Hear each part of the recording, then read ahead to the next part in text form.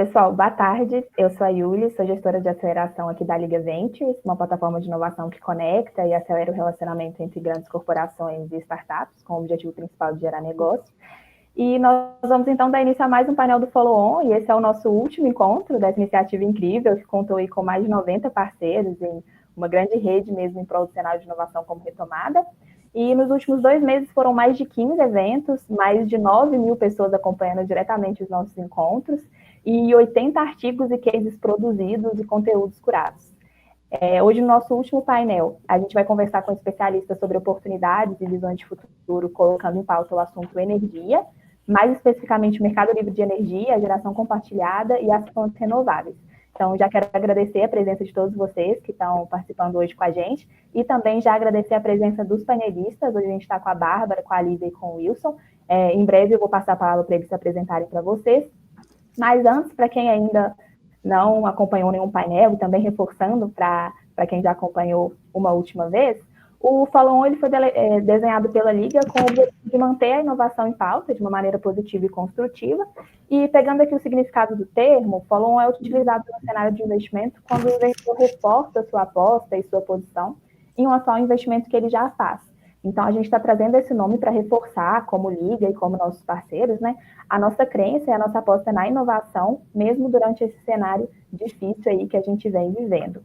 A Liga não está nessa sozinha, né? Na verdade, tudo isso só foi possível porque a gente está conectando os nossos parceiros em prol da construção e apoio dessa inovação como retomada, sendo esses parceiros organizações de diferentes tipos, como vocês podem ver aqui no slide. E a nossa rede, ela ainda conta com mais de 90 parceiros. Então, eu já aproveito para reforçar aqui meu agradecimento para todos eles. Sem vocês, que são os nossos followers, isso não seria possível. E nós temos aqui empresas, governos, organizações, incubadoras de empresas, comunidade de startups, enfim, muita multidisciplinariedade que ajudou a gente a convergir todo esse conteúdo da inovação como pauta da retomada e gerou e ainda está gerando muitos frutos promissores. Reforçando, então, o Follow On, ele foi puxado pela Liga, né? Nós somos uma plataforma que conecta corporações e startups para gerar negócios, acelerando projetos inovadores por meio de diferentes canais e produtos, e nós já contamos em nossa carteira de clientes com vários players relevantes aí do cenário corporativo, né, que reconhecem a importância da inovação aberta e também os benefícios que são gerados pelo relacionamento com startups, seja para resolução de desafios internos ou para exploração de novas oportunidades de mercado. Um dos pilares do Follow On é trazer sempre gente especialista, gente referência no assunto que está em pauta, e hoje não é diferente. Então, nós estamos hoje com 3 especialistas, com a Bárbara, com a Lívia e com o Wilson. E aí, antes de eu explicar um pouco como que vai funcionar a dinâmica e alguns pontos do painel, eu queria pedir para eles rapidamente se apresentarem, seguindo a ordem alfabética, aí mesmo começando pela Bárbara e terminando pelo Wilson. Passo a palavra para a Bárbara, pode se apresentar, Bárbara. Boa tarde a todos, meu nome é Bárbara Rubim, começo, na verdade, agradecendo aí o convite para fazer parte desse painel hoje, é um prazer. Eu sou advogada de formação, moro em São Paulo, trabalho no setor elétrico tem mais de 8 anos, e aí ao longo dessa jornada acumulei algumas posições, né? A primeira é que eu sou CEO de uma empresa de consultoria, que é a Bright Strategies, o nosso foco é desenvolvimento de modelos de negócio para o setor elétrico. Além disso, eu sou vice-presidente do Conselho de Administração da AB Solar para geração distribuída e diretora de energia no Departamento de Infraestrutura da Fiesp. É um prazer estar com vocês aqui hoje e eu tenho certeza que a gente vai ter um debate muito produtivo. Obrigada. Obrigada a você, Bárbara. Passo a palavra para a Lívia agora. Boa tarde, pessoal. Eu sou a Lívia. Eu também quero agradecer aqui a Liga, né? Uma iniciativa super legal. A gente está pensando no futuro aí, nesse momento que é muito importante. E também a gente, como Engie aqui, a gente é um parceiro da Liga Ventures com a Liga Insights esse ano, né? Então, já dando spoiler aí, a gente vai ter um estudo de energia, que é um dos patrocinados pela Engie, que vai estar super legal. Então, acho que é bem importante a gente trazer esse tema para o mercado de startups, né? Para a gente fomentar mais ainda a inovação nesse setor, que é tão importante, né? Para a sociedade como um todo. Então, eu trabalho na Engie. Eu trabalho na Engie Brasil Energia, que é o braço de comercialização, geração de energia, trading, agora também transmissão, transporte de gás, mas dentro do grupo Engie. E o meu foco é mais na parte de comercialização com consumidores finais, então eu trabalho desenvolvendo novos produtos e pensando na experiência dos nossos clientes, e também sempre com esse foco na inovação, né, no que a gente pode propor de novo para os nossos clientes dentro desse setor. Então, agradeço e agradeço também a Bárbara e o professor Wilson aqui pela participação hoje. A gente te agradece, Lívia. A Lívia que vai conseguir contribuir muito com a gente hoje, especificamente sobre o mercado livre de energia, né, Lívia? É bastante oportunidade legal para a gente explorar. Vamos finalizar com o Wilson, então, as apresentações. Pode ir lá, Wilson. Acho que... Estão ouvindo? Bom, boa tarde a todos e a todas. É um prazer estar aqui do lado de vocês e talvez representando aí a academia, né, desse processo, e a academia como a ponta na parte de inovação também. Eu sou professor na área de sustentabilidade do ITA, Instituto Tecnológico de Aeronáutica, coordenador, até está no rótulo aí, coordenador do projeto Habitas, é um projeto que trabalha que visa trazer sustentabilidade para o mundo real, vamos dizer assim, né, e, especialmente da construção civil. Ele tem uma vertente que é de eficiência energética, e eu posso dizer que, falar em startup, eu sou um fundador, né, de uma startup também, a Texus, que hoje atua no Parque Tecnológico de São José dos Campos, e que lida com essa questão de inteligência dentro do mercado de energia, buscando tecnologias para a sustentabilidade também nesse perfil, e a Texus é o fruto de um projeto de P&D, um projeto de pesquisa e desenvolvimento aqui do Instituto Tecnológico Aeronáutico. Então, essa é a ponte que eu acho que eu pretendo fazer aqui entre pesquisa, inovação e mercado, né, do lado de vocês aí. Vamos ver se eu ajudo em alguma coisa. Com certeza, Wilson. Pessoal, obrigada mais uma vez pela presença de vocês. Para a gente dar início às perguntas, antes eu quero só dar alguns avisos. Então, o primeiro é que, caso os ouvintes queiram fazer alguma pergunta, pode mandar pelo chat, tá? A gente tem uma equipe de curadoria que vai mandar essas perguntas para mim, e aí eu repasso para os painelistas. E também a gente está contando com uma planilha de network. Então, tem uma mensagem fixa amarela aqui no canto superior do chat. Se vocês clicarem aí, vocês conseguem ter acesso a uma planilha de networking para deixar o contato de vocês e para depois vocês se conectarem. Conexão é um dos grandes pilares da Liga, então a gente quer promover isso também por meio do painel. Para a gente começar, então, deixa eu só descompartilhar a tela para ficar melhor para vocês verem a gente. Para começar, eu vou puxar primeiro algum contexto, alguma explicação, né? Então, a gente está falando de subtemas do mercado de energia que não são ainda tão amplamente difundidos aqui no Brasil. Então, para começar, eu queria puxar primeiramente as mulheres, a Lívia e a Bárbara, para compartilhar conosco um pouco sobre o mercado livre de energia, que vem sendo um importante vetor para a expansão do uso de energias renováveis, não só no Brasil como no mundo. E aí eu queria que vocês começassem compartilhando com a gente, pode ser começando pela Lívia e seguindo pela Bárbara, como que esse mercado funciona e quais que vêm sendo as oportunidades geradas por ele. Obrigada. Bom, o mercado livre de energia, ele existe no Brasil desde o início dos anos 2000, né? Na verdade, desde 98, que foi quando foi criado o agente de comercialização de energia, atividade de comercialização de energia, né? E ele vem se desenvolvendo desde então, né? Vai completar esse ano 22 anos. Mas ele ainda está em constante modernização, né? Então a gente vem passando por uma pulverização cada vez maior do mercado, a gente vem passando por um crescimento cada vez maior desse mercado, mas ele ainda vai crescer mais. Então a gente tem propostas de lei para ser analisadas, né, para tentar abrir mais o mercado. E de forma geral, o que é isso, né? Eu acho que é interessante a gente fazer um contexto, porque como a gente está aqui no mundo de startups, né, de pessoas de diversos setores aqui, eu acho que realmente é muito novo. Às vezes, quando a gente fala de mercado livre, fica difícil, porque a gente, como consumidor final, né, eu, Bárbara, Wilson, enfim, a gente está aqui, a gente paga uma fatura de energia, né, conta de luz, que a gente chama, a gente paga ali para a distribuidora, e a gente não tem muito essa divisão, né, do que é remunerado o setor de geração, de quem gera, o que é remunerado o setor de transmissão de energia e da distribuição. Quando a gente fala do mercado livre de energia, a gente está falando da transação contratual, né, é um ambiente contratual, então tem uma Câmara de Comercialização de Energia Elétrica, que é a CCE, que a gente chama, E esse ambiente contratual, ele basicamente é onde preços e quantidades são livremente negociados entre agentes geradores ou comercializadores e os consumidores finais. E nesse ambiente, a gente não está falando de energia física, né? Então, o mercado livre de energia, ele é a parte do mundo físico, e eu acho que isso é muito interessante da gente colocar, porque se diferencia mesmo de outras atividades do setor, né, que você tem mais essa conexão próxima. Quando a gente está falando aqui, é totalmente o mundo contratual, então, é de negociação, e quando você está no Mercado Livre, você é apto a negociar a sua parcela de geração, né, então, o quanto você vai pagar ao gerador, bilateralmente, com quem você quiser, né, então você tem essa liberdade, esse poder de escolha. O Mercado Livre de Energia, então, ele tem uma série de regulamentações, né, que, como eu falei, elas vêm avançando e vêm se alterando, mas ainda tem uma certa barreira de entrada, ali não é qualquer consumidor que pode acessar. Então, eu falei que eu e vocês, a gente não conhece muito, porque a gente também não pode comprar energia no Mercado Livre, né, a gente tá no mercado cativo, que a gente chama, que é via distribuidora. Mas por exemplo, tem outros locais do mundo, a gente vê vários países da Europa, Estados Unidos e também vários estados lá, Austrália, que consumidores finais. Então, eu e você, né, também a gente poderia comprar diretamente e negociar da geradora a energia.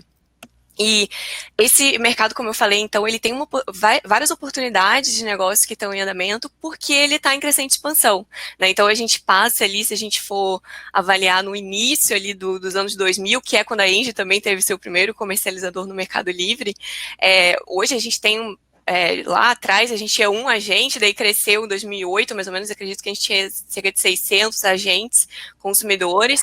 Hoje em dia a gente tem 7.000 agentes consumidores, né? Então tem crescido muito e a tendência é crescer cada vez mais, né? E a gente tem mais oportunidades de modelos de negócio diferentes dentro desse mercado.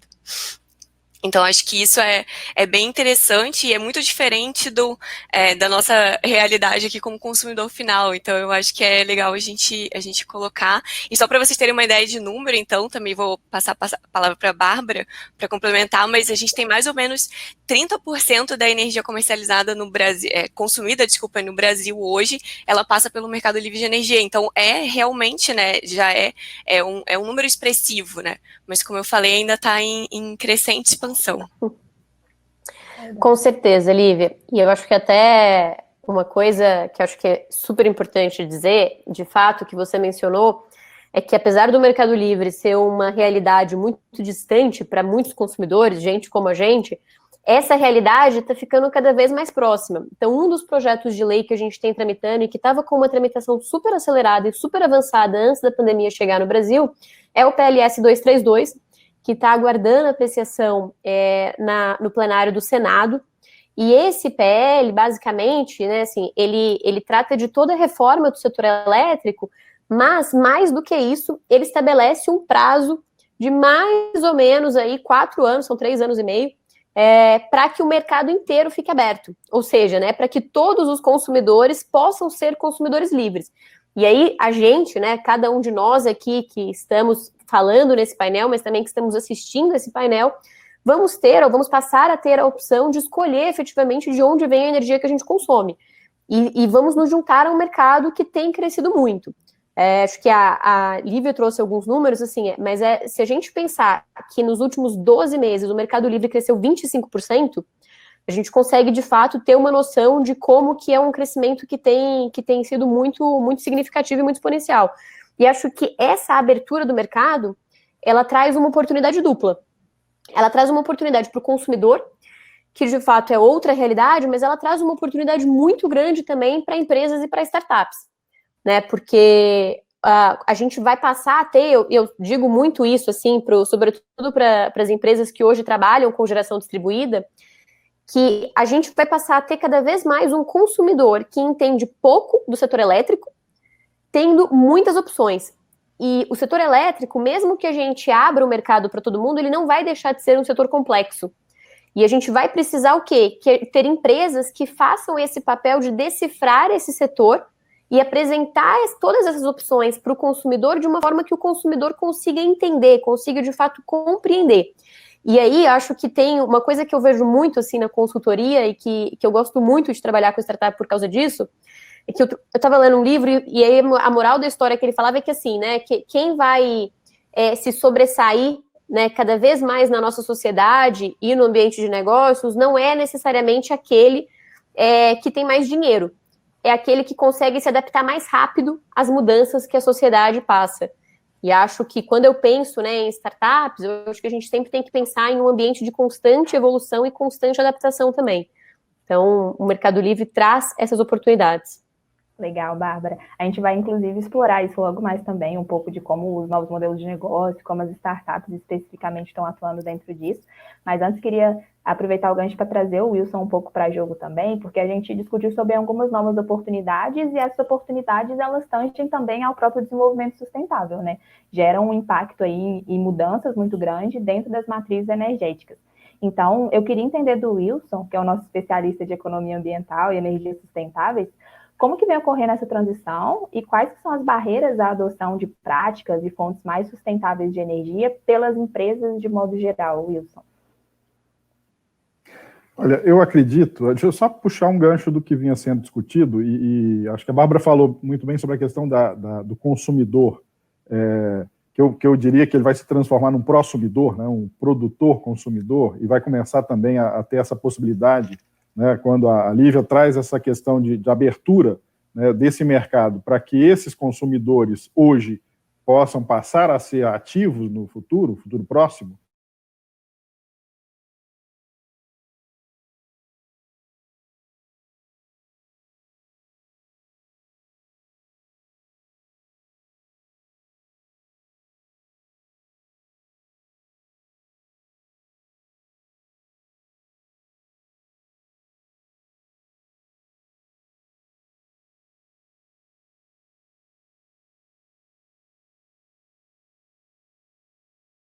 Essas questões, né? De forma que ele não entre nessa coisa toda como alguém que precisa ser tutelado por mecanismos, dispositivos e etc., para seguir na linha, né? Tomando o ponto da sustentabilidade, eu vejo diversos desafios e barreiras muito importantes também, né? No momento atual, a gente tem barreiras políticas, né, muito claras, muito evidentes, um cenário que ainda não se desvendou por completo, né, no pós-pandemia. Então, a gente fica aqui especulando, porque agora, por exemplo, o preço do petróleo caiu muito, talvez seja até uma espécie de reação das indústrias de base, do mercado de base fóssil para lidar com essa entrada da energia sustentável emergente, né? Então, a gente não tem ainda muito claro o que isso vai ser no futuro próximo, mas, por outro lado, é um desafio enorme, né? E é uma oportunidade enorme. Então, tudo está nos mostrando, desde a questão da redução das emissões, por conta da paralisação de algumas atividades em função da pandemia, e a gente está notando que muitas dessas atividades podem ser continuadas sem aquele consumo de energia e de todo tipo de energia que a gente vinha se acostumando, né? Então, isso coloca uma questão adiante, que é como as empresas, eu acho que mais até do que os governos vão ter um papel fundamental, mas as empresas também vão ter um papel fundamental nesse processo. Como é que as empresas enxergam isso como oportunidade ou como barreira, né? E como é que elas vão se comportar diante desse novo cenário? Se houver uma sinalização muito clara do meio empresarial para uma mudança para a sustentabilidade, os governos terão que ir atrás, vamos dizer assim, né? Eu tenho acreditado mais até nisso do que necessariamente na reversão de quadros de políticas, etc. e tal, porque está muito complicado hoje em dia.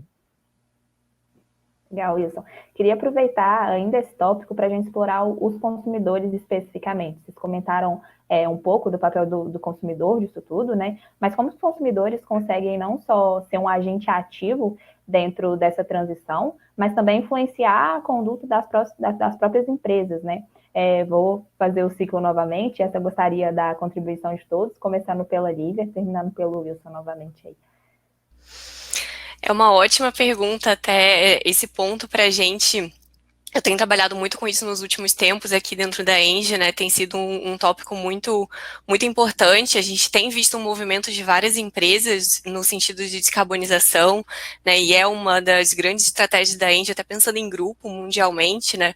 Uma estratégia colocada aí para liderar essa transição energética junto com os clientes. E o que a gente tem visto aqui no Brasil mais recente, tá? A gente vê a gente está no mundo todo e a gente vê que várias coisas que a gente está vivendo aqui, a Europa passou um tempo atrás, né? Enfim, a gente consegue ver que algumas coisas estão chegando aqui ainda, muito voluntariamente, né? Acho que isso que o professor Wilson colocou é muito importante, porque a gente não tem aqui no Brasil, quando a gente fala mercado de carbono, né? Quando a gente fala desse tipo de política pública, a gente não tem ainda, né? Mas a gente vê o que eu tenho visto aqui no meu dia a dia, né, e enfim, nos contatos que a gente tem com outras empresas, é que os clientes, daí quando eu falo cliente, eu tô falando mais de empresa, né, que eu tô falando aqui pela Engie, os clientes da Engie, enfim, clientes do setor de energia no geral, as grandes empresas, elas têm puxado um movimento muito importante em direção a essa maior descarbonização, em direção a, primeiro, mensurar suas emissões, né? Então, eu acho que isso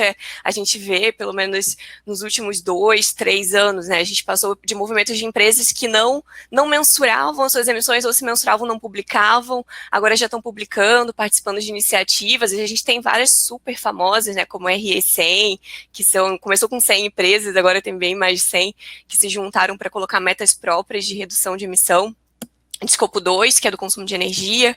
A gente tem também, tem o CDP, enfim, tem diversas iniciativas voluntárias, que aqui no Brasil é tudo voluntário, e a gente tem visto que essa demanda está cada vez mais crescente.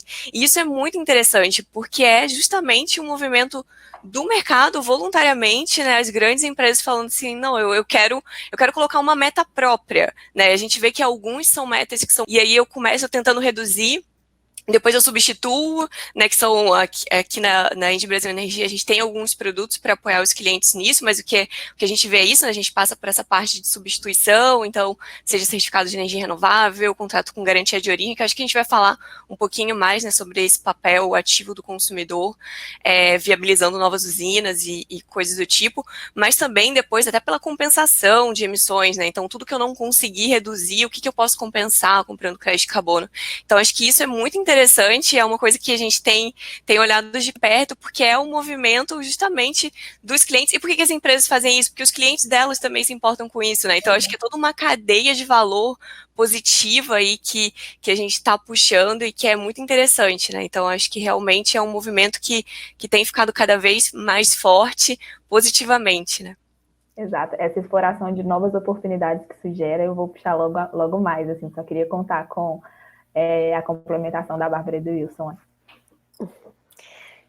Bem, acho que se eu pudesse dizer assim, de oportunidades para o consumidor, acho que a Lívia já falou muito bem aí de várias delas, mas acho que no momento que a gente vive, né, e até fazendo jus ao meu chapéu na AB Solar, é difícil não querer puxar um pouco essa toalha aí para destacar exatamente a oportunidade que a gente já tem da geração distribuída, né, via sistema de compensação de energia elétrica, que foi uma oportunidade, na verdade, se a gente refletir, né, assim, se a gente lembrar disso, que a ANEEL trouxe em 2012, depois de 2 anos de discussão regulatória, né, de consulta pública, com a ideia exatamente de trazer este consumidor para mais perto do setor elétrico. Então, de começar a dar mais autonomia para o consumidor. Então, acho que, e a meu ver, assim, muito também já pensando num horizonte em que a gente teria, de fato, a abertura do mercado. Então, acho que essa é uma possibilidade muito importante aí do consumidor ter um papel ativo. E quando a gente pensa de influenciar, né, como é que esse consumidor também pode influenciar os rumos do mercado, os rumos do setor, acho que é importante dizer, apesar de saber também que isso pode soar abstrato para muita gente, né, que a gente tem importantes marcos regulatórios, né, que vão ser transformados em marcos legais, e tudo isso vai envolver um processo, por exemplo, no Congresso Nacional. E são processos que são, por natureza, participativos. A gente sempre tem muitas audiências públicas, só para citar um exemplo, né, no ano passado, quando a revisão da 482, que é o marco legal da geração própria, o marco regulatório da geração própria estava no ápice da sua revisão, a gente teve mais ou menos 50 audiências públicas realizadas no Congresso entre outubro e dezembro, só para tratar desse tema. Então, acho que esse é um momento e uma forma também muito importante do consumidor conseguir fazer o papel dele nessa jornada aí de transformação. Perfeito, Bárbara. Pode ir lá, Wilson. Então, queria contribuir com um episódio, quer dizer, eu vivi um ano na Austrália e foi exatamente uma transição de governos em que ocorreu algo que começou a ocorrer aqui no ano passado, que foi o governo, por meio da agência reguladora, tentando colocar um limite, né, um limiar aí na questão da geração distribuída e etc., com uma mudança que a gente entendeu como bastante abrupta para o setor.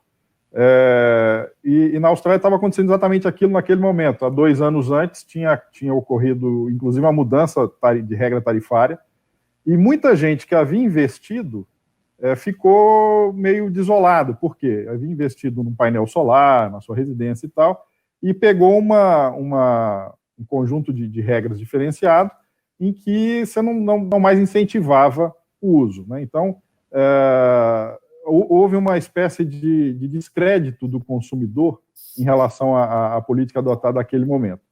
Por outro, eu também vi situações em que a pessoa passou a ter o painel, passou a ter o smart metering, né, o medidor inteligente instalado na sua casa, bidirecional, e aquilo gerou mudanças de hábito, inclusive, de consumo de energia.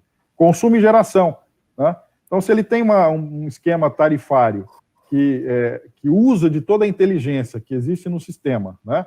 Smart metering, com a internet das coisas e a possibilidade de você ter isso na palma da sua mão, a qualquer momento, quanto eu estou consumindo, quanto eu estou gerando agora. E começou a mudar o comportamento, inclusive, de, olha, peraí, eu vou deixar de consumir, vou deixar de ligar essa máquina de lavar roupa à noite que eu deixava, e vou colocá-la para meio-dia. E é uma coisa que não muda a qualidade de vida, não muda, mas muda hábito e impacta, inclusive, na matriz nacional, né? Então, isso é um outro aspecto da participação do consumidor, do prosumidor nesse processo.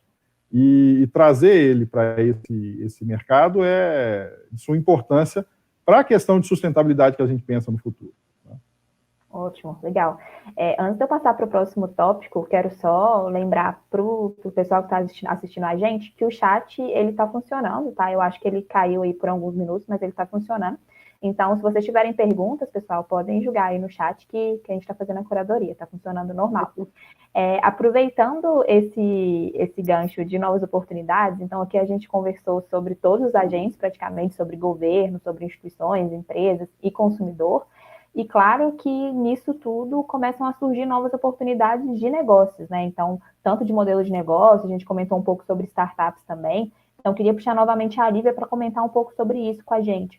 Quais os principais novos modelos de negócio que estão surgindo dentro dessa conjuntura, né? E quais são as oportunidades que esses modelos trazem para a gente, tanto para o consumidor final, tanto para os outros agentes.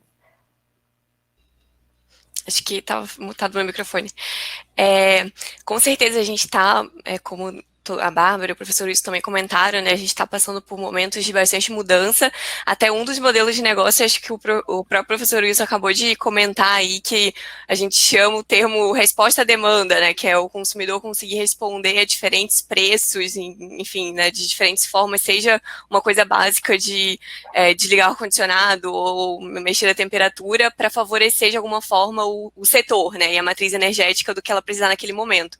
A gente tem passado por grandes mudanças, como a gente comentou, não só na questão de abertura de mercado, modernização, né, mas a gente vai ter, agora a gente vai ter a partir do ano que vem, então, né, preços horários de energia, que é uma questão regulatória, né, que não vou entrar em muito detalhe, mas basicamente a gente vai ter sinais de preços mais adequados. Então a gente entende, né, que isso também vai favorecer novos modelos de negócio, como, por exemplo, essa questão da resposta à demanda, que em muitos países a gente vê, o professor Wilson morou na Austrália, deve deve saber mais do que eu até de exemplos práticos, mas pesquisando, eu estava vendo lá na Austrália, consumidores como a gente aqui, né, que a gente fala B2C, que consumidores finais conseguem ser remunerados de alguma forma, dependendo do retailer, né, que ele escolher ali, do varejista que ele escolher, por justamente modular a demanda dele, que é o termo técnico para eu ligar ou desligar o meu ar-condicionado em determinados momentos. Então, olha o tanto de inovação de tecnologia que a gente precisa para isso, né? Não só medidor inteligente, sensores,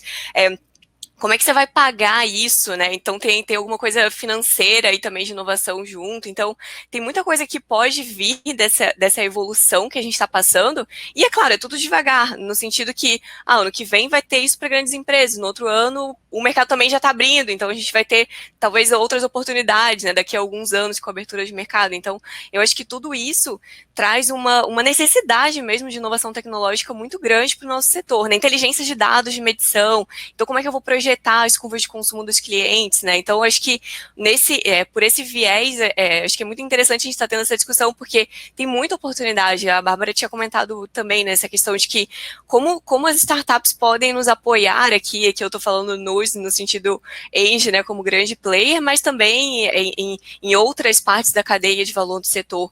E não só isso, acho que a gente comentou um pouco também da questão de sustentabilidade, né, que aqui na Engie tem globalmente já algumas iniciativas, mas aqui no Brasil a gente também já está testando o uso de blockchain, seja para rastrear energia, né, a gente está em pilotos internos, né, não aberto ainda, mas a gente já está fazendo esses testes porque a gente entende que a digitalização desse setor é fundamental, a gente só vai conseguir ter mais oportunidades, ter mais gente participando, ter mais economia para os consumidores se a gente conseguir realmente digitalizar e trazer inovação. Então, acho que oportunidade é o que não falta, né? Só trazendo a ideia da Austrália e lá tinha muita coisa diferente, como que você vê assim, o Brasil se posicionando dentro desse cenário, de acordo com os outros países do mundo? Não tinha muito diferente, não. A Austrália, em alguns aspectos, é muito parecida com o Brasil também, né? É um país de dimensões continentais, embora pouco ocupado no centro, mas de modo geral é muito parecido. Houve uma série de políticas para ampliação da geração distribuída, etc., a coisa de 15 anos atrás. Aliás, respondendo, e aí eu puxo o gancho da questão das mudanças climáticas também nesse processo, respondendo a Austrália tinha uma equipe que participava muito das questões de acordos, né, de redução de emissões, etc. Era um dos países mais proeminentes nesse sentido, até porque era um dos mais afetados pela mudança climática. Então, o nível de boa parte da população australiana mora na costa, né, em toda a costa. A elevação do nível do mar ali impacta todo mundo.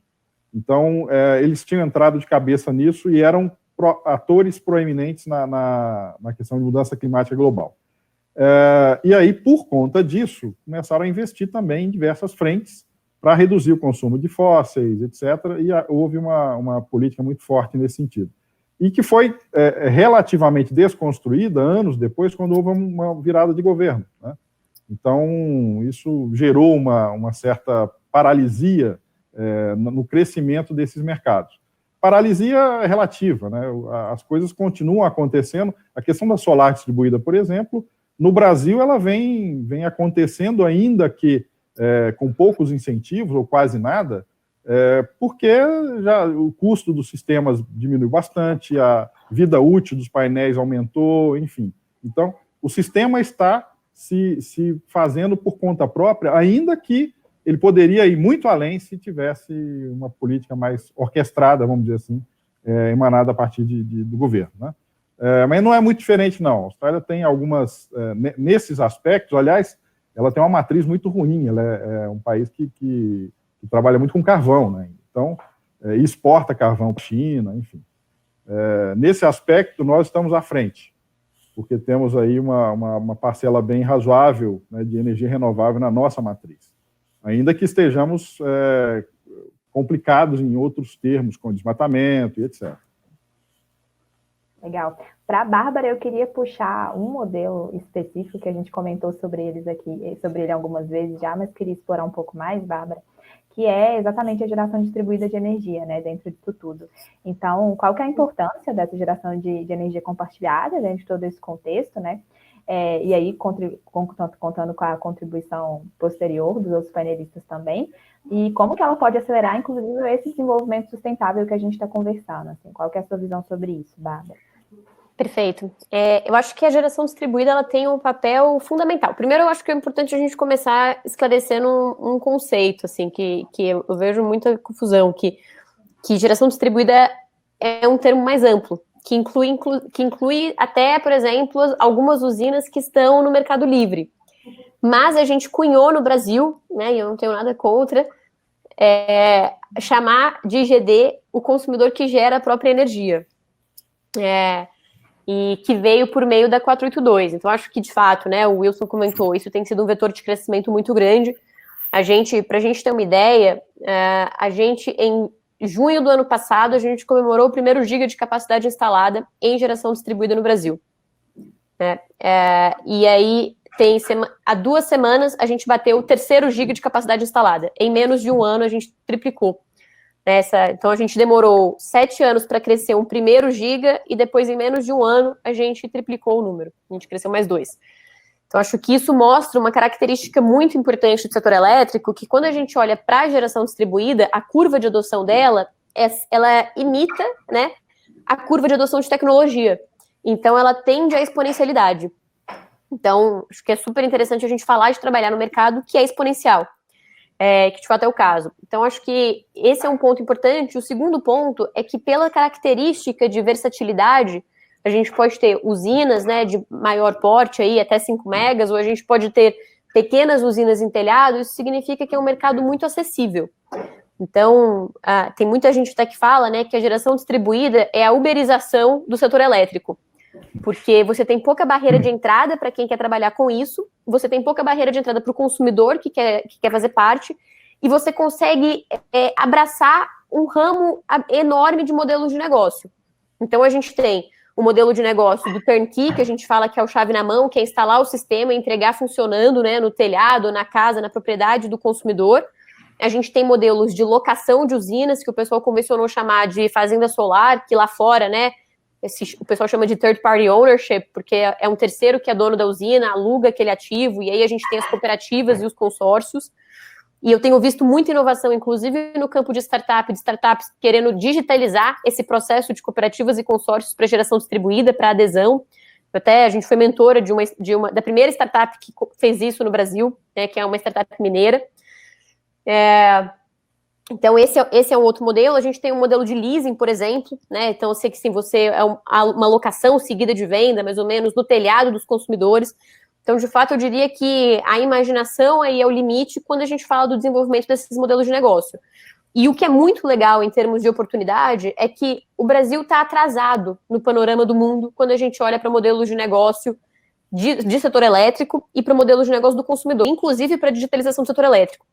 Então, o legal disso, né, não é o fato da gente estar atrasado, é que a gente não precisa inventar a roda tanto, né, assim, a gente pode beber do aprendizado de outros setores. Então, eu costumo dizer, né, por exemplo, que as startups que têm o interesse em trabalhar com isso, vale muito a pena dar uma olhada nos modelos de negócio que são praticados por startups do Reino Unido, por startups mesmo que hoje atuam na região da Califórnia, na Austrália, porque lá a regulação já está num ponto que a gente espera chegar no Brasil daqui a 3, 5 anos. Então, você já começa a se preparar para um mercado que vai vir, sem dúvida alguma.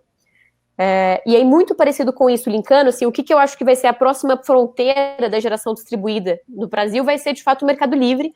E eu costumo falar que uma dessas figuras que vão vir, né, que a Lívia comentou um pouquinho, é a figura que a gente chama do agente agregador de carga, que ela é criada por meio desse PLS. E, na minha visão, o agregador de carga vai ser hoje o integrador da geração distribuída, que é o agente que reúne diversos consumidores pequenos para representar ele perante, por exemplo, a Câmara de Comercialização de Energia Elétrica. Então, essa é uma oportunidade muito legal para pequenas empresas, né, ou, enfim, para startups, a gente está começando, porque eu vejo uma preocupação muito grande do pessoal falando assim, não, mas o Mercado Livre vai matar as pequenas empresas, porque os preços são muito baixos, é muito complexo, e acho que, na verdade, essas oportunidades, elas vão estar aí para quem souber colher os frutos delas. Ótimo, legal. Queria puxar o professor Wilson novamente para explorar um pouco mais esse ponto da geração distribuída, mas com foco na aceleração do processo de desenvolvimento sustentável. Então, como que a geração distribuída pode acelerar ainda mais o desenvolvimento sustentável e o uso das fontes renováveis, professor? Se me permite, eu acho que eu estava pensando exatamente aqui quando a Bárbara falou essa questão da aceleração de startups. Quando a Texas passou por um processo de investimento, eu ouvi muito de consultores, etc., escalabilidade, escalar, né? Então, o pessoal da Texas fez um plano de negócio e apresentou conforme a visão que eles tinham de mercado e como é que ia se comportar. A primeira coisa que o consultor virou para ele e falou é o seguinte: olha, dá para multiplicar por 10 isso aí? Esse ganho, essa escala, senão eu não consigo convencer o meu investidor. Então, se a gente está pensando em sustentabilidade, isso é uma coisa que eu acho que a gente tem que começar a repensar, né? Essa questão de acelerar. Aliás, a pandemia está nos mostrando isso, a gente está tão acelerado que começamos a ver problemas, né? A pandemia, na minha opinião, ela vem como uma espécie de resposta para dizer, escuta, peraí, né? Ela surgiu, inclusive, a fonte mais provável, por conta de degradação ambiental, né? Se nós não pararmos para repensar isso, e, inclusive, por exemplo, no futuro, se nós mantivermos, vamos então fazer geração distribuída, solar, eólica, fontes renováveis, etc., para manter o mesmo padrão de consumo que nós temos hoje, ou tínhamos antes, né, da pandemia, isso não é sustentável, né? Então, não dá, né? Então, antes da gente começar a refletir sobre o pós-Covid, né, e sustentabilidade nesse meio, uma das coisas a pensar tudo nos colocou a repensar, desacelerar, né? O Green New Deal, que alguns comentam, que algumas empresas e governos estão tentando alinhavar para o pós-Covid, o campo mais progressista, ele tem uma das teorias internas que aponta para o decrescimento como sendo a bola da vez, quer dizer, como sendo um momento para que a gente deixe de se ancorar no PIB e no crescimento do PIB como fator indicador de progresso econômico, de desenvolvimento econômico, né? Então, acho que se a gente quer falar em sustentabilidade, eu vejo essa questão que a possibilidade que o mercado livre e que as novas tecnologias, a digitalização das redes, etc., provê, propicia uma série de pequenas empresas, pequenos negócios se estabelecerem. Agora, se eu começo a pensar do lado da aceleração da startup, eu quero que uma startup vire um unicórnio, né, que gere 1 bilhão, e não tem 1 bilhão para todo mundo, então isso não é sustentável, né? É preciso que a gente projete esses futuros de startups e de negócios, etc., com uma base um pouco mais desacelerada e sustentada ao longo do tempo e sustentada do ponto de vista socioambiental e assim por diante. Legal, Wilson. A gente está falando muito do papel das startups aqui, né? Então eu vou aproveitar para puxar uma pergunta dos participantes aqui, direcionada para a Lívia, que é em qual parte do processo que vocês enxergam o papel das startups e como que elas se relacionam com as empresas, né? Startups e corporações ali dentro desse mercado. Primeiro, em qual parte do processo, né? Eu estou entendendo que é mais em relação à cadeia de valor. Bom, como eu falei aqui na Engie, a gente tem desde a geração, né, a gente tem usinas de diversas fontes e a gente tem comercialização de energia, e aí dentro da comercialização de energia a gente tem o foco no cliente final e a gente tem o trading, né, que é a atividade entre comercializadoras, né, que gera valor de uma forma um pouco diferente. E na minha visão, e tem também transmissão, como eu falei, transporte de gás, mas na minha visão, eu acredito que as oportunidades estão na cadeia inteira, né, a gente tem já na Engie muitas inovações em relação à parte de geração, então de uma forma mais estrutural, operacional, né, equipamentos, né, então essa parte mais física também, e também da operação, né, a gente tem inovações internas, por exemplo, de operação remota e coisas do tipo, que tudo é inovação, né, mas eu acho que que eu falei um pouco no início, assim, que eu acho que é uma oportunidade, são nessas questões de novos modelos de negócio, que eu acho que estão mais nesse viés, tanto da comercialização quanto do trade em si, né? Quando a gente tem preços horários, preços mais dinâmicos, a gente tem oportunidades de machine learning para prever movimentos de players, enfim, aí a gente pode pensar em um monte de coisa. Mas também quando a gente fala de comercialização para o consumidor final, comentei um pouco dessa questão da resposta à demanda, né? Que é como que se relaciona o gerador que está gerando energia com o consumidor que está consumindo, e como que o consumidor ele pode reduzir a demanda dele, né? E virar quase que como uma geração ao contrário ali, né, para ele não precisar que gere uma usina. Então, como essas coisas se conectam, isso é uma super oportunidade. E tem outras coisas que a gente pode pensar, né, a própria inteligência de dados de medição. A gente tem países, né, a gente estuda muito. A Bárbara falou, é legal a gente estudar lá fora, né? Porque muitos países já passaram por uma série de evoluções que a gente está vivendo agora. Então, a gente sempre tem esse olhar, assim, para tentar trazer exemplos.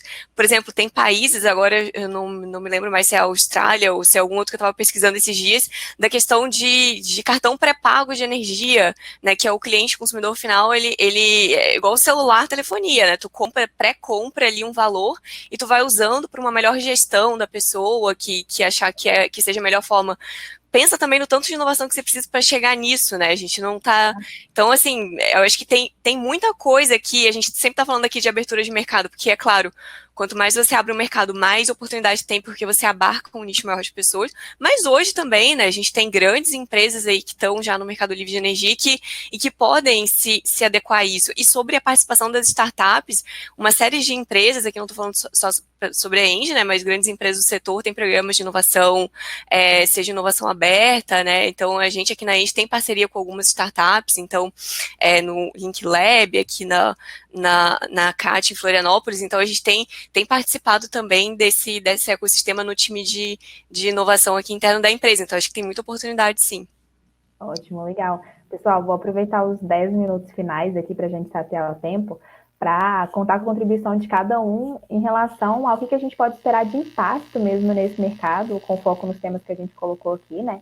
Pós-Covid-19. Então, o professor Wilson já colocou ali um pouco da visão dele, mas eu queria explorar um pouco mais esse tema, né? De como que o novo normal pós-pandemia, ele vai ser impactado em termos de comportamento dos indivíduos, das empresas e do meio ambiente e mercados em geral. Então, vamos tentar fazer a ordem inversa dessa vez. Vamos começar pelo Wilson, passando pela Bárbara e terminando pela Lívia.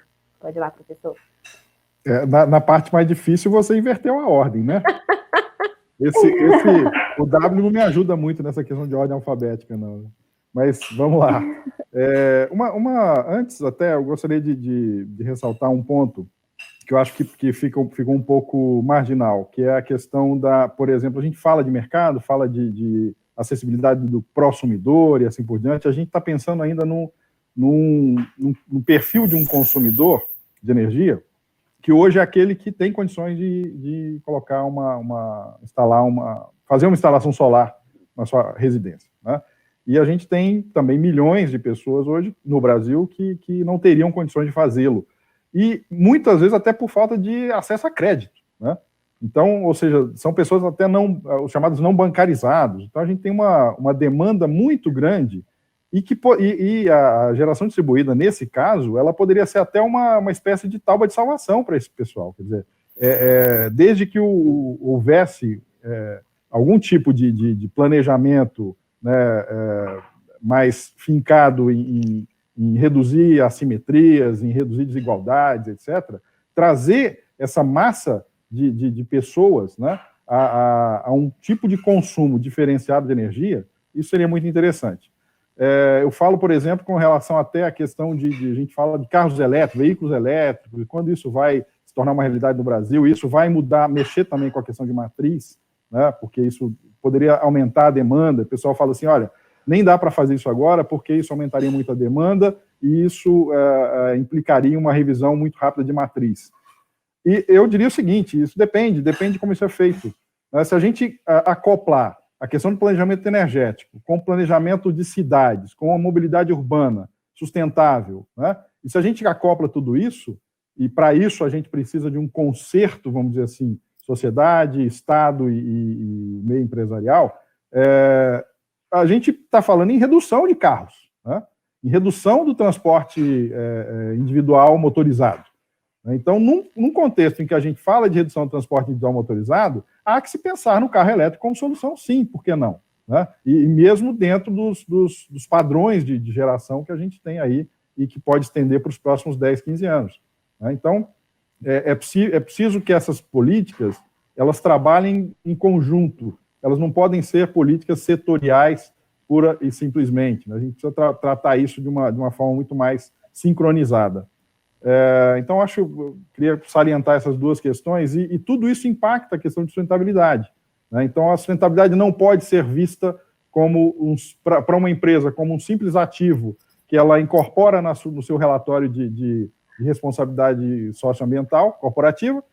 Ela tem que estar imbuída dentro de uma visão muito maior, de um compromisso muito maior, e que envolve um conserto com o Estado, com a sociedade e assim por diante. Né? Então, deixando aí para o final, quer dizer, o mundo pós-Covid, o novo normal, se ele não for pensado como novo, como algo realmente novo, ele já não será sustentável. Né? Novo no sentido de que eu preciso revisar uma série de coisas das formas com que eu fazia. Né? Só um ganchozinho, falando aí de tecnologia, de startup, etc. e tal, tem várias. Se a gente parar para só pensar nisso durante algumas horas, a gente começa a levantar uma série de pontos onde universidade, empresa e a junção desses dois meios pode gerar uma série de soluções, né, para essa digitalização e assim por diante.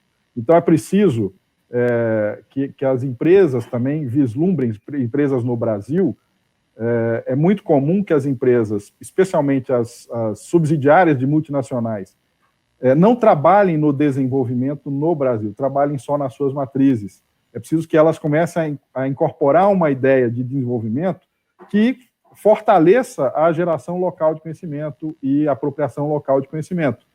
E eu diria, até quero fazer um anúncio, né? A gente está aí com uma possibilidade, foi lançado o edital do MAI-DAI, Mestrado Acadêmico para Inovação, Doutorado Acadêmico para Inovação. Tá?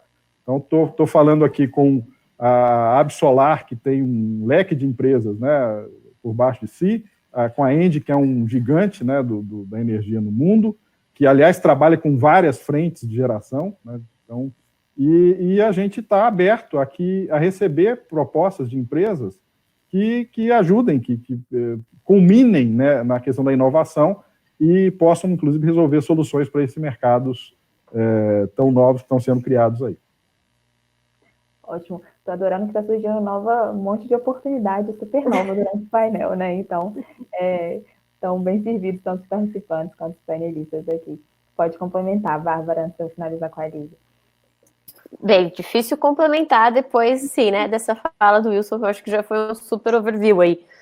Mas acho que se eu fosse traçar um paralelo de oportunidades aí trazida pela pandemia, eu acho que, de fato, a gente tem que repensar ou pensar mesmo essa questão dos pacotes de recuperação econômica. Assim, eu acho que o mundo tem falado muito sobre a necessidade da gente ter uma recuperação econômica verde, né, de Build Back Better, né, tem um movimento que é Reconstrua Melhor, né, que seria alguma coisa nesse sentido, mas eu acho que na prática esse discurso não tem se consolidado, né, saiu um estudo tem umas 2 semanas analisando os planos de recuperação econômica e as medidas adotadas na União Europeia, e das medidas anunciadas só 4% delas eram medidas verdes.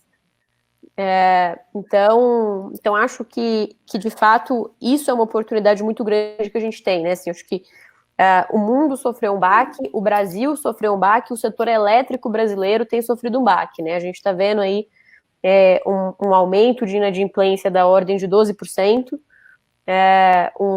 uma queda de carga aí entre 20% e 30%, dependendo de qual região que a gente está falando, e isso vai se impactar a forma como o setor se desenvolve, mas eu acho que esse período também que as pessoas têm ficado de maior ou menor grau em quarentena também faz com que a gente repense a forma como a gente lida numa sociedade.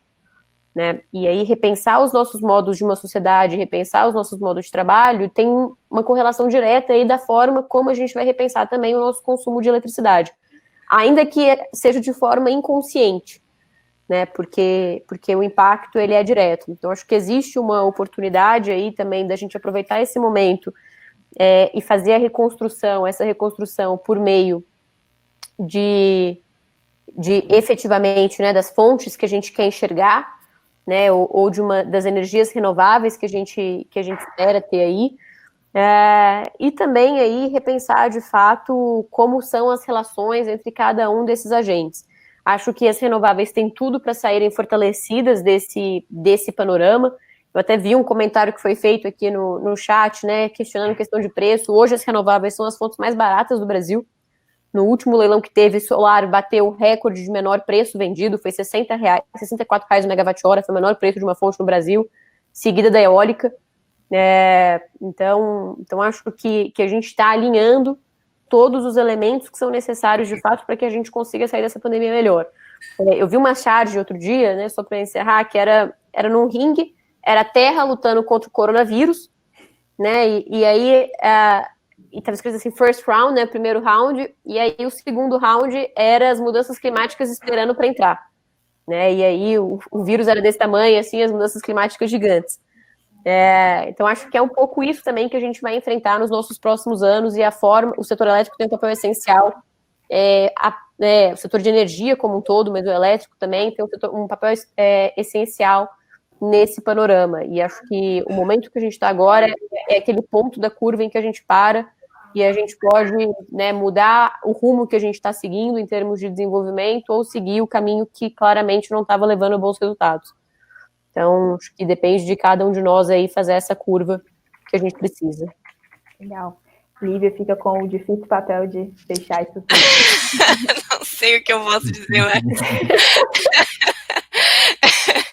Mas eu queria só reforçar, acho que a gente já comentou lá no início, mas é que é muito importante para mim, assim, eu acho que é uma coisa bem importante da gente reforçar o papel das empresas, né, como cliente e fazendo parte de toda essa cadeia de valor. E por que eu falo isso? Porque eu acho que a gente tem visto cada vez mais que a criação de valor compartilhado, ela é uma coisa que vem ficando mais forte, né? Então, eu vou dar um exemplo aqui de novo da Engie, porque é o meu mundo aqui, né? Hoje eu estou no dia a dia. A gente passou, falando sobre renováveis, bem rapidinho, mas a gente passou lá atrás, elas foram viabilizadas, né, sempre com incentivos ali, pelos leilões do governo, vendendo para a distribuidora. Na Engie, a gente está em obra um parque eólico, Campo Largo 2, né, que foi viabilizado 100% com venda para o Mercado Livre. Né? Então, toda a usina foi viabilizada com venda para os nossos clientes. Né? Não participou de leilões do governo. Então, assim, eu acho que esse papel ativo, isso é só um exemplo, que é o que a gente chama de PPA corporativo, aí, se quiserem procurar o nome mais técnico do setor, mas é só um exemplo. A gente tem também contratos com garantia de origem agora, né, para redução de escopo 2, que de emissões. Então, eu acho que a gente tem esse papel ativo das empresas, e a gente tem visto cada vez mais essa questão da responsabilidade social também em voga. Eu acho que isso é muito importante, porque é onde a gente pode ver uma alavancagem dessa mudança, né? Então, ser realmente um agente ativo para mudanças de políticas públicas, ou seja, o que for. Então, eu acredito que esse viés é muito importante, a gente sempre pensar nessa criação de valor compartilhado. Então, acho que essa é a minha mensagem final. Ótimo, perfeito, conseguiu fechar bem aí, complementando o pessoal.